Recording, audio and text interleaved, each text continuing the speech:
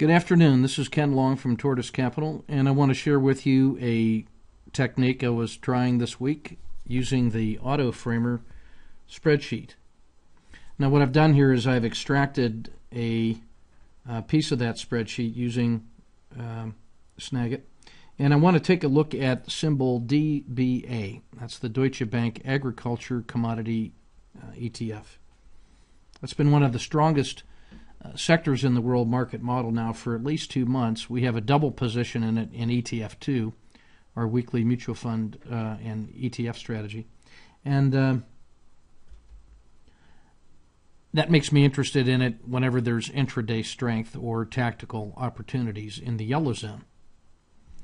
And so when we run the autoframer on DBA, this is what we come up with. The first thing I want to look at is, in this table, the risk calculations.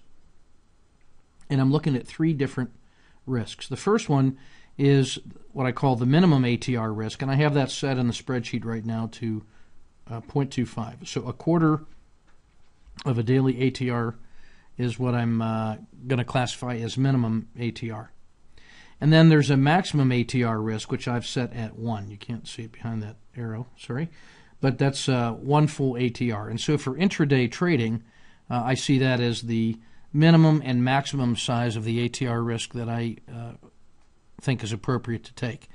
Any less, and it's really close.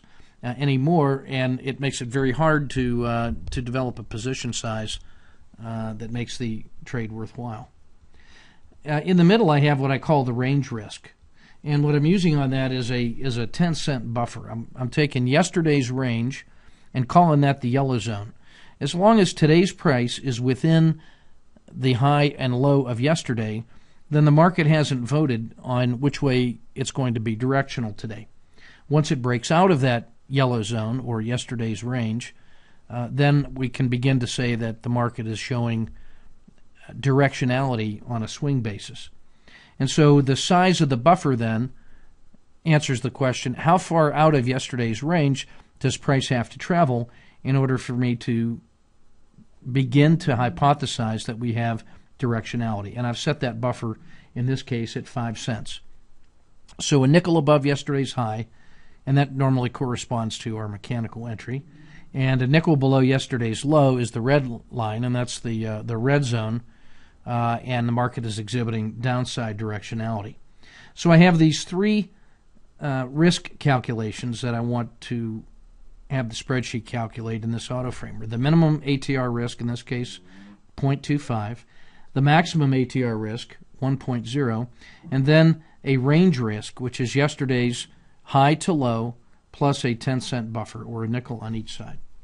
And generally speaking, what I'm looking at right now is taking the middle size of those 3 ranges. In this case, you see DBA had a 0.12 minimum ATR risk, a 0.46 maximum ATR risk, and then in the middle, the range risk was 0.41, and that was based off of a high of 34.13 and a low of 33.82. That's a 31-cent range. So when you add a 10-cent buffer to that, you get 0.41, and that is in the middle of 0.12 and 0.46. And so in this case, what I've selected as my risk is 0.41, and on a mechanical basis. What I want to do now is trade yellow zone or intraday when there's a target of opportunity. My risk I consider to be a reasonable initial risk for mechanical entry. So if we saw price take out yesterday's high, which was 34.13 plus 5 cents, so if it passed through 34.18, then I would be looking at having a 41-cent initial risk on a mechanical trade. However, I think there's more opportunities intraday to take advantage of directionality. So that's what we're going to look at right now. And so now I'm going to experiment with the minimum ATR risk, in this case 0.25, which in the case of DBA works out to 12 cents. So the minimum ATR risk, 0.25, is equal to 12 cents. These are 3-minute charts now on DBA, and this was yesterday's close. This dotted line is the open. It opened at yesterday's close sold off a little bit and then started moving up. And once it moved up 0.12, or one of my initial risks, price started to get into this yellow zone, which is another chunk of initial risk, about a 12-cent range right in here. So what I was looking for was an entry on power inside this yellow zone, which I just simply define as taking out a higher high. So let's take it for the moment that we see this little shelf forming, sell off, and then it starts to go up, and I take the second green candle when it breaks through the previous green candle's high. So we're looking for an entry somewhere around 34.18, or conservatively 34.20. In this case, I'm willing to use a 12-cent initial risk for position sizing, and that still gives me almost a half ATR to the low of the day. So I buy this at 34.20. Let's just call it there, 34.20. It moves up right after that with power, and then it moves through what I call the boundary of rational exuberance, and which I classify as a range stat plus 1 standard deviation. The range stat, that's nothing more than the average range plus the standard deviation of the range. In the case of DBA, that works out to be, from the low of the day, a move of 54 cents. So 54 cents higher than the low of the day, or actually 56 cents, excuse me. The low of the day was hypothetically at 33.98. It moves 56 cents. That's the boundary of rational exuberance.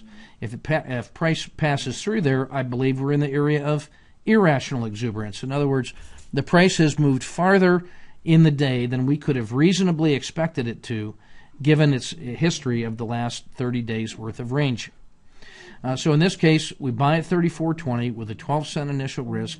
It flows right through the range stat plus 1, goes all the way up to 34.80, and during this sell-off, after seeing two tall green candles, starting to sell off, and I'm in the range of irrational exuberance already based on my estimate of the range stat, I'm happy to take my exit at 34.70, which turned out to be a pretty good exit compared to what was available for the rest of the day.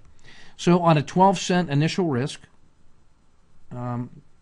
we buy at 34.20, we sell at 34.70. That's 50 cents on 12 cents of initial risk. That's a 4-hour trade using the autoframer. And all I'm looking for here is an opportunity in these trending commodities and in other targets that trend, is a hypothetical low of the day, finding some reason to believe that we may have seen the low of the day already, perhaps in the first hour. And you can see that we're buying right around the first hour here. If I can hypothesize this as the low of the day, I can then say 34.54 is the upper bound of a normal move. Can I see 2 to 1? If I can buy it in the yellow zone, I can. The trade starts to unfold. It moves in our favor. It gets past the boundary of rational exuberance, starts to sell off, so I feel no compunction in cashing what is classified to me as a powerful move for a 4-hour trade. So that's how I'm using the range stat and this auto framer. It gives me some insights into reasonable levels of risk, both for mechanical trading and then also for intraday trading in the yellow zone. So thanks for your attention. Now, dogs, if you feel like barking, you can bark. Go ahead.